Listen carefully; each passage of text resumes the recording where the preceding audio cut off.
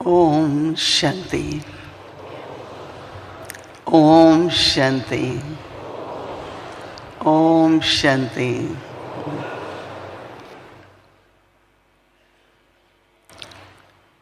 बहुत प्रकार की सेवाएं बाबा हम सभी बच्चों से कराते हैं,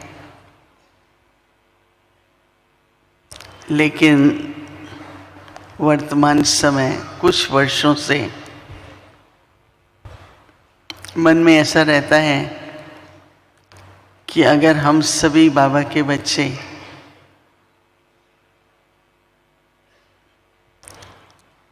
जो भी हम सभी निमित्त हैं, अगर हमारी स्थिति अचल अडोल और एक रस है,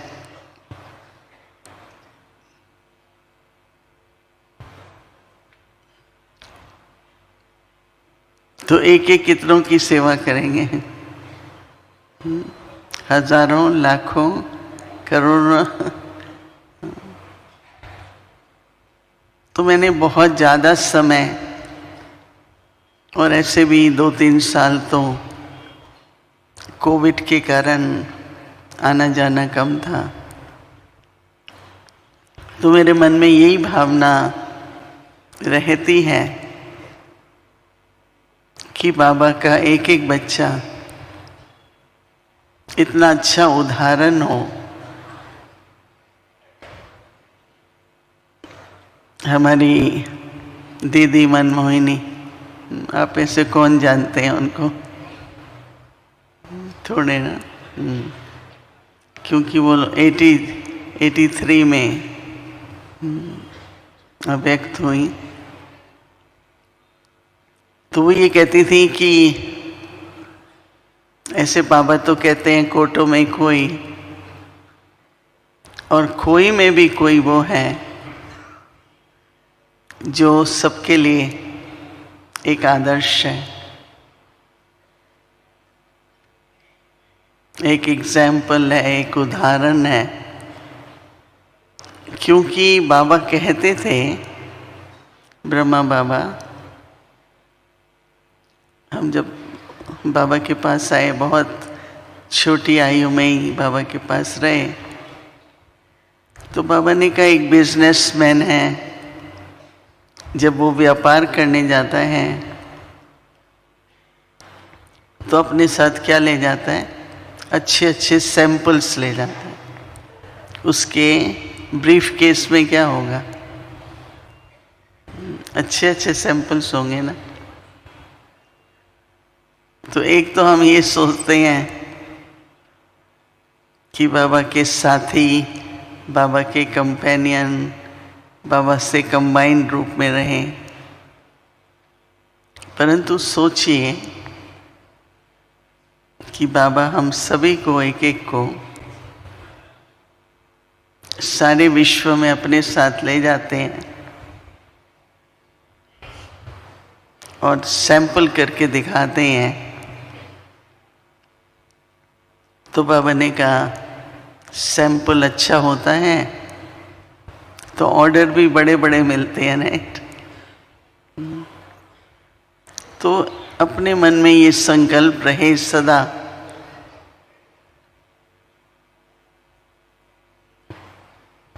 कि मुझे एक अच्छा उदाहरण बनना है। तो हम साधारण, अपनी जीवन सादगी,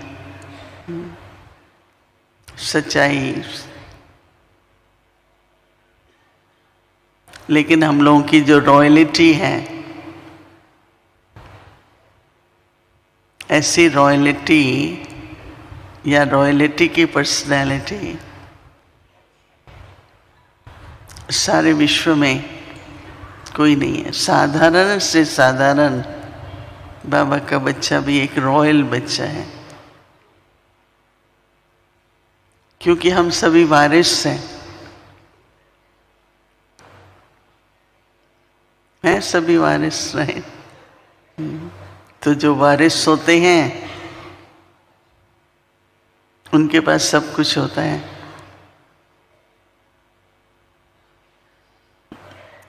क्योंकि वर्षे में जब सब खजाने मिल जाते हैं तो वास्तव में मेहनत नहीं करनी पड़ती, परंतु वर्षे का जो जन्म सिद्ध अधिकार है वो हम सबको प्राप्त भी है, परंतु उसको यूज करना वर्षे को वो हर एक की समझ के आधार पर होता है। हमारे पास एक भाई है, तो जब देखो अपना सब कुछ सफल करते रहते हैं तो हम उनसे पूछते हैं कि आप तो बिजनेस भी नहीं करते, आप तो नौकरी भी नहीं करते, ये सब कैसे करते हैं? तो कहते हैं कि मेरे को वर्षे में मिला हुआ है। तो वर्षे में सबसे पहले क्या है? सबसे पहला वर्षा क्या है? जो दुनिया में कोई किसी को नहीं दे सकता, और वो है पवित्रता। क्योंकि जो प्योरिटी की पर्सनैलिटी है, कल मुरली आप सबने सुनी तो बाबा ने कहा कि ऐसे तो पवित्रता सन्यासी, साधु, विद्वान उनमें अपने तरह से हैं,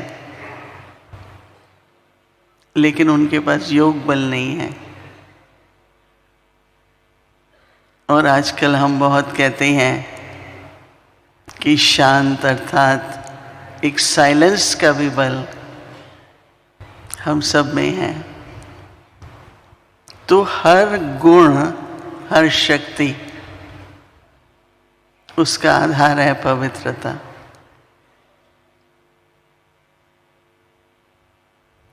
किसी ने ममा से पूछा, ममा थी उस समय पर, ममा कई ज्ञान में नहीं है पर उनका स्वभाव बहुत अच्छा है, शांत रहते हैं, गंभीर हैं, मीठा बोलते हैं, और हम लोगों से भी उनका स्वभाव ज़्यादा अच्छा है। तो क्या फर्क हुआ? मम्मा ने कहा पहले पहले तो उनके जो गुण हैं, उनके जो लक्षण हैं, स्वभाव है, वो उनको अच्छे संस्कारों के कारण है। लेकिन आप लोगों का हर गुण पवित्रता के आधार पर है। अब फर्क क्या है? जैसे कोई भी गुण ले लें, सहन शक्ति है, तो कईयों में बहुत सहन शक्ति है, पर कई बार वो सहन शक्ति कुछ डर के कारण, कुछ दबाव के कारण, कुछ प्रेशर के कारण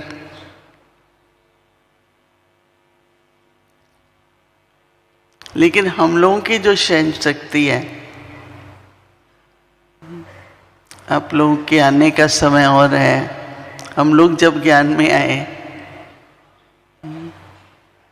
तो दादियाँ जब शुरू में निकली तो आप आश्चर्य करेंगे, कुछ नहीं था, कुछ भी नहीं था, सिर्फ उनकी दिव्यता, उनकी पवित्रता, उनकी पर्सनैलिटी। कोई भी ऐसा मनुष्य नहीं होगा जो प्रभावित न हो।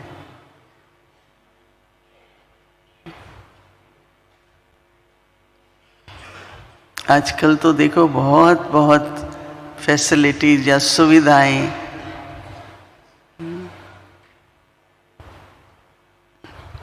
उन दिनों में कई बाबा भेजता था, जाओ इधर सेंटर खोलना है, जयपुर, अहमदाबाद, कई स्थानों पर मैं गई। बाबा हम लोगों को 500 रुपये भेजता था, बच्ची इससे सेंटर बनाओ, तो 50 रुपए की दरी खरीद लो, 50 के बर्तन ले लो, 50 ऐसे करके। फिर भी 100 एक तरफ रख देते थे। जयपुर का म्यूजियम बना। तो जैसे बाबा मतलब जो भी हमें बहुत ज़रूरी होता था वो हम लोग खरीदेंगे।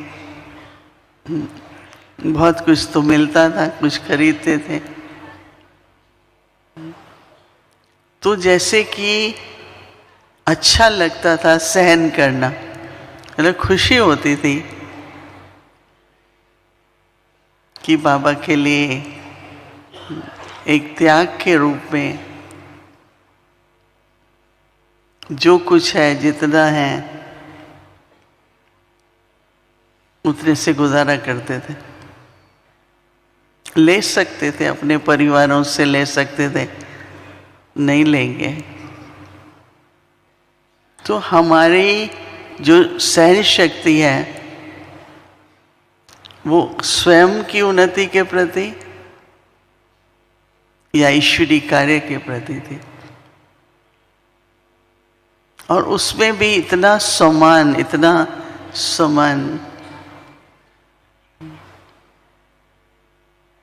तो कोई भी गुण आप ले लो,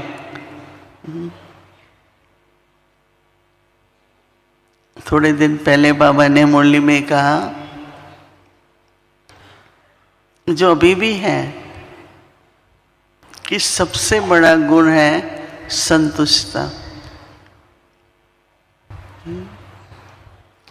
सभी सदा संतुष्ट रहते हैं कि कभी कभी थोड़ा असंतुष्ट होते हैं, कोई कंप्लेन होती है।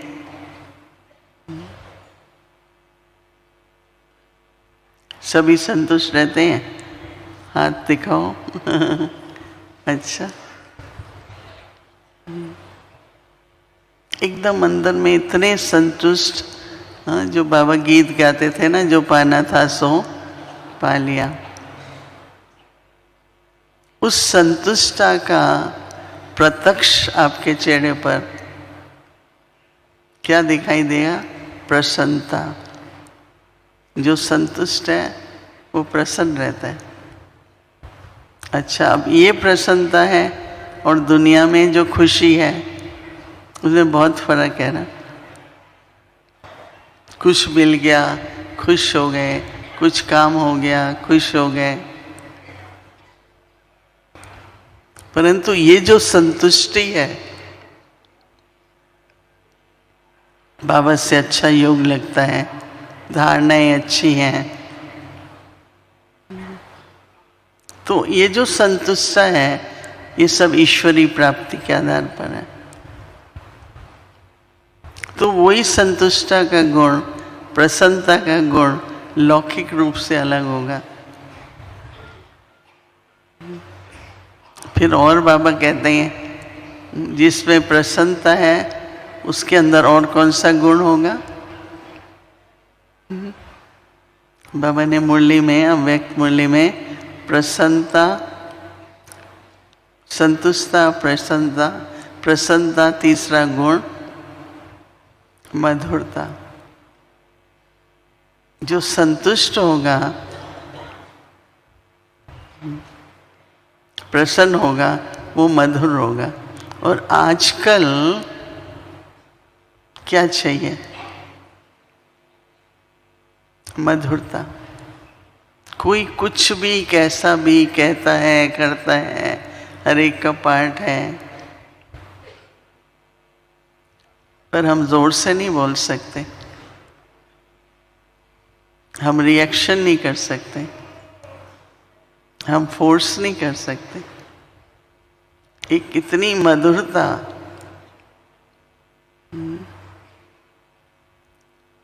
तो अब ये तीनों गुण अगर हम देखें तो इसका आधार फिर क्या है? पवित्रता। क्योंकि अंदर कुछ न कुछ, थोड़ा भी कुछ अशुद्ध मिक्स हो जाता है, बीती बातें आ जाती हैं, कोई संस्कार के कारण भारीपन हो जाता है। तो जब ये सब होता है तो मधुर नहीं रहते ना। कैसा भी कोई स्वभाव वाला है, कैसे भी संस्कार वाला है, मुझे अपनी मधुरता नहीं छोड़नी है संभव है ना। बाबा ने कहा है तो जरूर संभव है, पॉसिबल है तभी ना। और तीनों गुण बहुत पर्सनालिटी में, संतुष्टता, प्रसन्नता, मधुरता। तो देखिए आज उमंग की बात हम करते हैं, पंखों की बात करते हैं, उड़ते चलो। उड़ने के लिए सबसे पहले तो हल्का बनना पड़ेगा। कोई भी अपने ऊपर बोझ लेना नहीं है, भारीपन नहीं है, कोई बात अंदर में जमा नहीं है।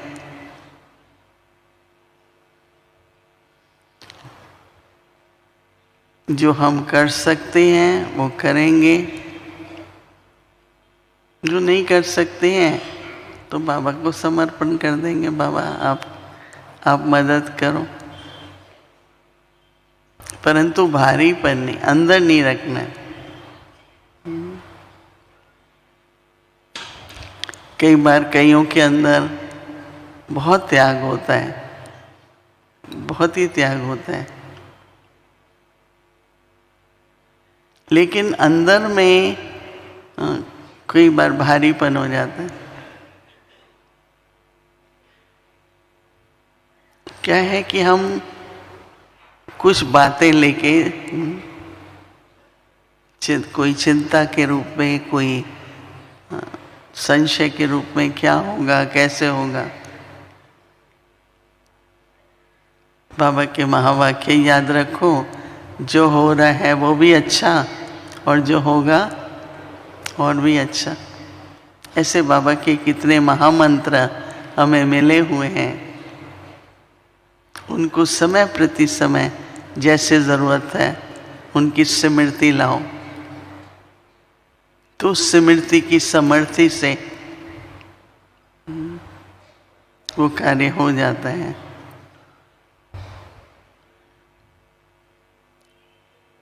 एक कहते हैं दो बुद्धिस्ट होते हैं ना, बुद्ध धर्म के, उनको मॉन्क बोलते हैं, हिंदी में क्या कहते हैं।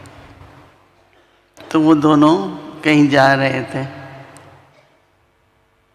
तो रास्ते में उन्होंने एक बहुत बड़ी नदी देखी। तो देखा कि एक वहाँ पर स्त्री थी, वो डूब रही थी। तो उनके मन में था अभी हम तो हाथ नहीं लगा सकते, उसको डूबने दें या क्या करें। तो जो एक मॉन्क था वो फटाफट नदी में गया, उसको उठा के किनारे छोड़ के फिर चलने लगा। तो दोनों फिर भी चलते रहे। तो दूसरे मॉन्क ने कहा, भाई तुमने अच्छा काम नहीं किया, आज तो तुमने स्त्री को हाथ लगा दिया। उसने कहा मैंने तो काम करके भूल भी गया, तुम अपने मन में उसको रखे हुए हो, जिसको इंग्लिश में कहते हैं you are carrying with you are holding. मतलब आपके अंदर में अभी तक भी वो संकल्प है कि मैंने ऐसा क्यों किया, मैंने कुछ अशुद्ध किया। तो कई बार क्या होता है कि हम लोग मन में पता नहीं क्या क्या क्या क्या बैगेज रहता है, तो उड़ कैसे सकेंगे, उमंग उत्साह कहाँ से आएगा? क्योंकि उन्हीं बातों का बार बार मन के ऊपर प्रभाव होगा। तो अगर हम चाहते हैं, जैसे हम दादियों को देखते थे, दादी प्रकाशमणि थी, दादी जानकी इतनी बड़ी आयु, इतने वर्ष इस यात्रा पर रहे, परंतु दादी का उमंग उत्साह इतना था अपने पुरुषार्थ के प्रति और सेवा के प्रति। तो जितना हो सके होना तो ऐसा चाहिए कि आधा मिनट 1 मिनट पहले भी जो हो गया होना था ऐसा ड्रामा। ब्रह्मा बाबा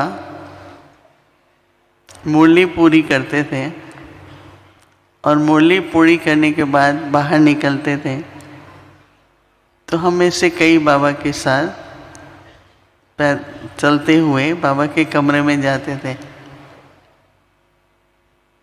बाबा ने जो कल पहले मुरली चलाई बाबा ने आज भी चलाई। हम लोग होते हैं किसी से बात की या प्रवचन किया, मुझे ये नहीं कहना चाहिए था, मुझे ये नहीं करना चाहिए था, ये ठीक नहीं था, पर वो तो अभी हो गया, ड्रामा हो गया ना। अभी तो आगे देखना पड़ेगा ना, मुझे आगे क्या करना है। एक अव्यक्त इशारा आप लोग सभी होमवर्क करते होंगे, इतना सुंदर था। जो कुछ हो रहा है ड्रामानुसार, जो कुछ चल रहा है बहुत अच्छा है, लेकिन फिर भी समय अनुसार, समीपता अनुसार हमें सोचना है हमें क्या करना चाहिए।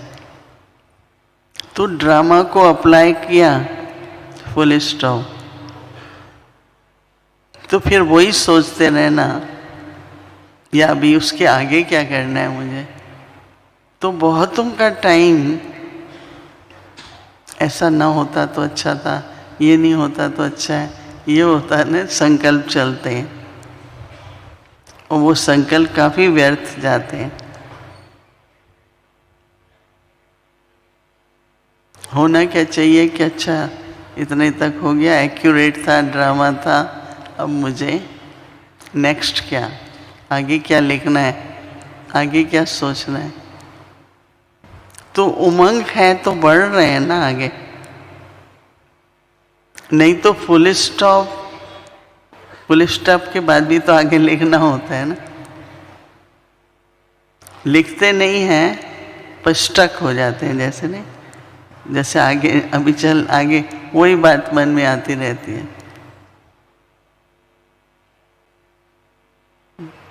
और बाबा, दादी गुलजार के लिए बाबा ने कहा इसने मनसा की शक्ति बहुत जमा की है।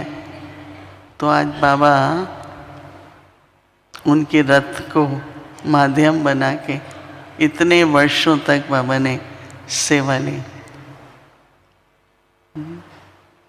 तो हम लोग भी इस तरह से, पवित्रता है तो हमारा मनोबल, हमारी साइलेंस की शक्ति, हमारी आगे बढ़ने की शक्ति, उमंग, उत्साह सब स्वाभाविक आगे बढ़ेगा।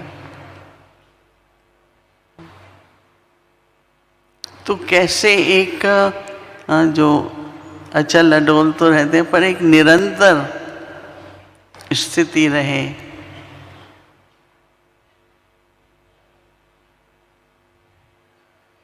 उड़ रहे हैं कि नहीं कैसे पता चले।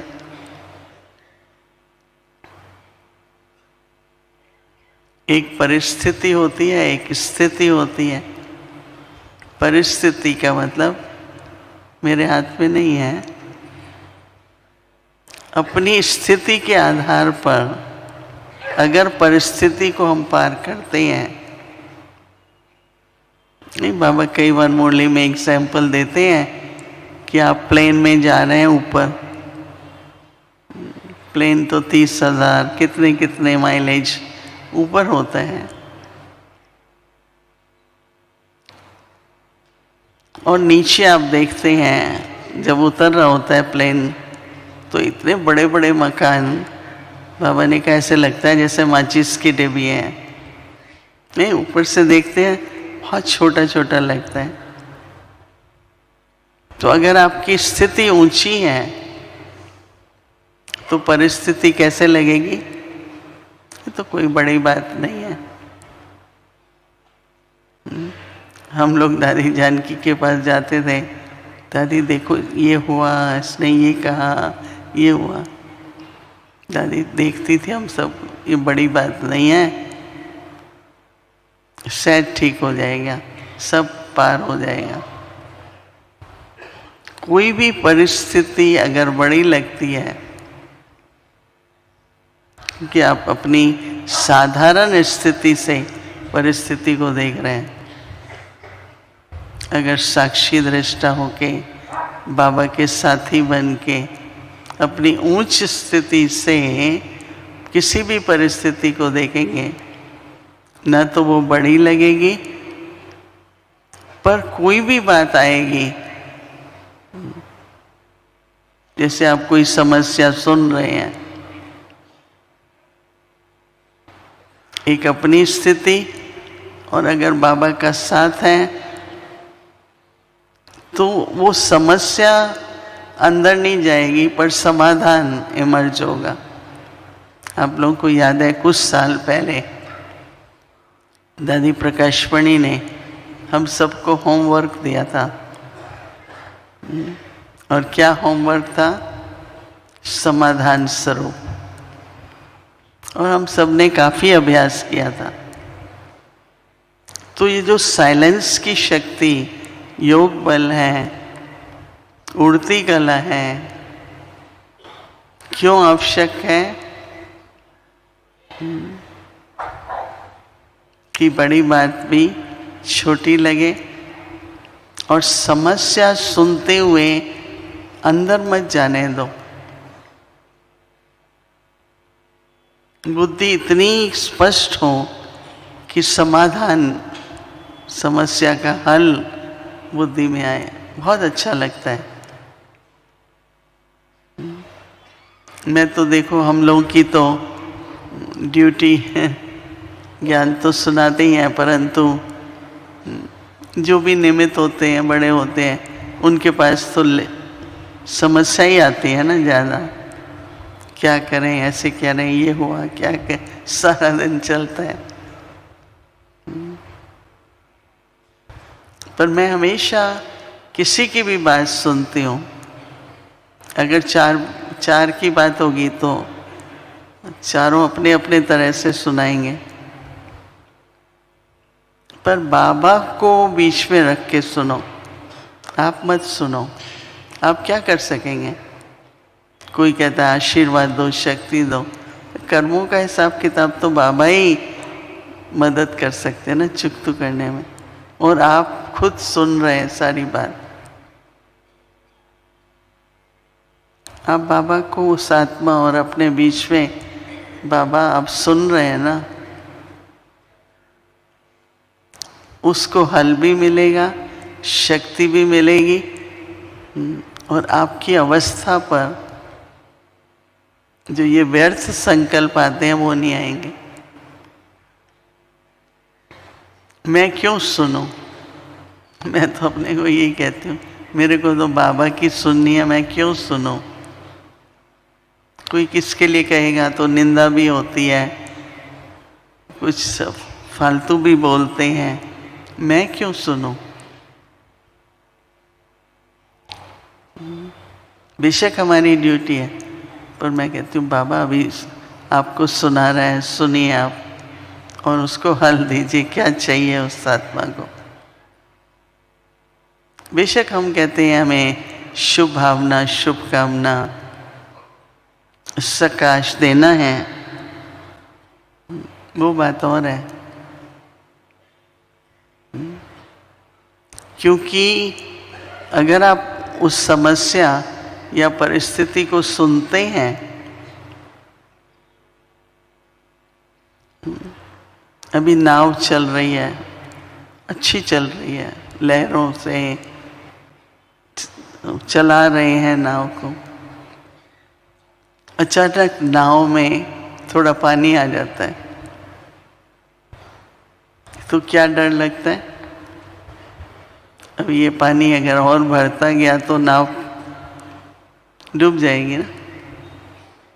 बाहर की परिस्थिति मन के अंदर ऐसे चली जाए जैसे पानी नाव में आ गया तो डोलेगी और डोलते डोलते डूब जाएगी। तो कोशिश करके चाहे कोई भी समाचार है,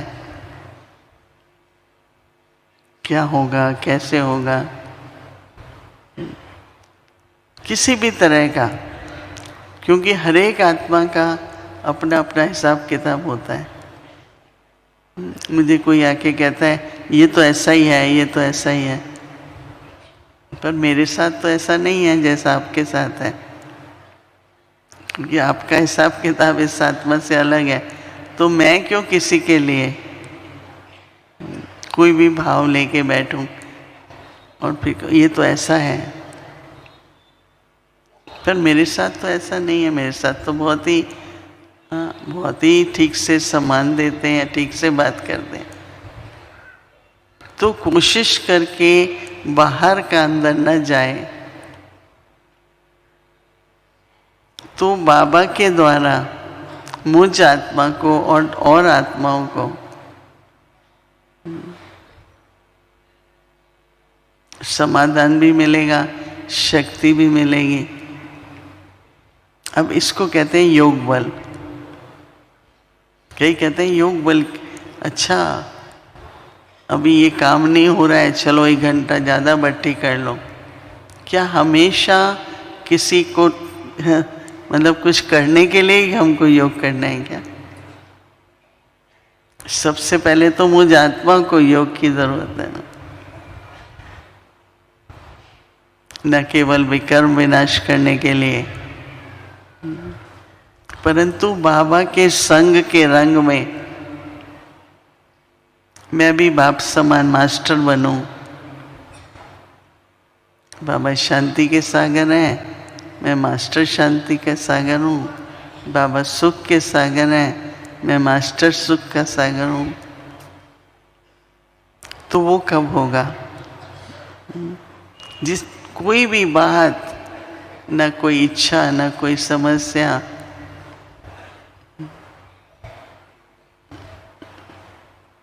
एकदम ऐसा योग जो बाप समान बनना है, बाप के संग का रंग लगे, तो बाबा के कार्य के जो हम निमित्त बनेंगे, तो वर्तमान समय अनुसार एक तो संपूर्ण पवित्रता, दूसरा योग बल कहें या साइलेंस की शक्ति कहूं। ये बाबा कई बार ड्रिल कराते हैं, 1 सेकंड में ये अभ्यास करो, 1 सेकंड में ये अभ्यास करो। तो हम लोगों की जीवन त्यागी तो है, पर सबसे बड़ी शक्ति है अभ्यास की। एक आदत डाल लो। इसलिए दादी प्रकाशमणि ने शांति वन में हर घंटे गीत चलता है ना, शांति की शक्ति, ये दादी प्रकाशमणि ने कि हर घंटे ट्रैफिक कंट्रोल करो। पहले ट्रैफिक कंट्रोल 5 बार होता था, अभी ट्रैफिक कंट्रोल 24 घंटे होता है, हर घंटे में होता है। तो पंख कहो, उमंग उत्साह कहो, अपनी जीवन में सब गुणों की संपन्नता कहो, उस सब का आधार हमारी मन वचन कर्म की पवित्रता और साइलेंस या योग बल।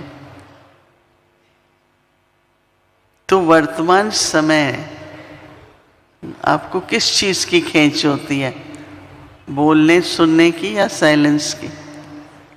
इससे आपको अपनी स्थिति पता लग सकती।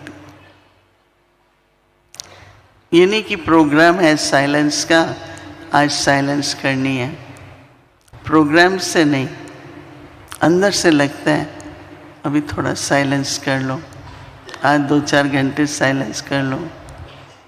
या लोग इधर उधर चर्चा हो रही है मेरे को तो साइलेंस करनी है। तो जब अंदर में लगे कि बार बार साइलेंस में जाने का, बाबा के पास जाने का, जैसे कि अंदर में बहुत दिल होती है, तो इससे पता चलता है कि पवित्रता का हल्कापन और योग बल बढ़ रहा है। ठीक है, तो मैंने ये सोचा कि 15 मिनट हम लोग अभी एकदम ऐसा अभ्यास करेंगे जिसमें मन एकदम शुद्ध, निसंकल्प,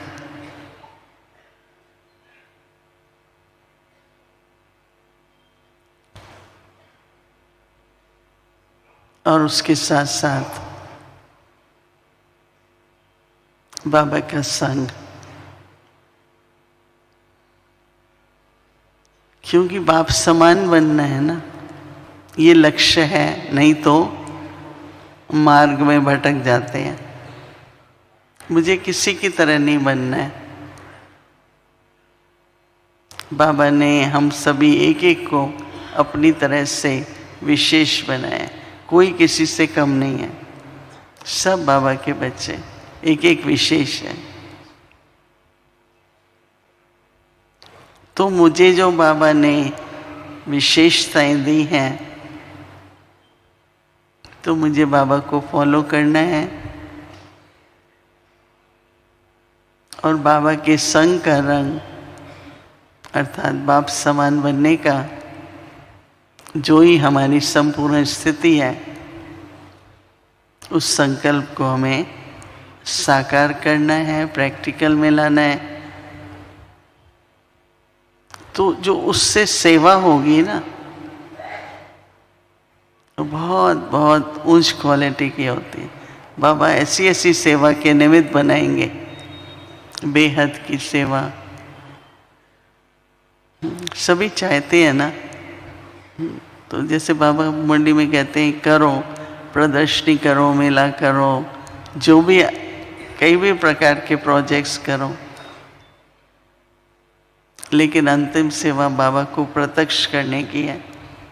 और बाबा को प्रत्यक्ष करने के लिए मुझे बाबा ने कहा खुद को अपनी संपूर्ण स्थिति, बाप समान स्थिति से हम बाबा को प्रत्यक्ष कर सकेंगे। रेडियो की अनाउंसमेंट भगवान आ गया है, वो तो बहुत सारे आजकल तो रोज़ 1-2 दिन के बाद एक गुरु और एक भगवान तो आते ही हैं। कोई भगवान कहानी सुनाते हैं, कोई अच्छा गाते हैं, कोई चमत्कार दिखाते हैं, राइट। परंतु हम सभी का लक्ष्य, हमारी समझ पर बाबा को फॉलो करना है, बाबा के कदम में कदम रखना है। तो किसी भी तरह का प्रभाव नहीं, तो यहाँ भी ऐसा हो जाता है कि ये चमत्कार कर दें, कुछ दिखा दें, अपना प्रभाव हो।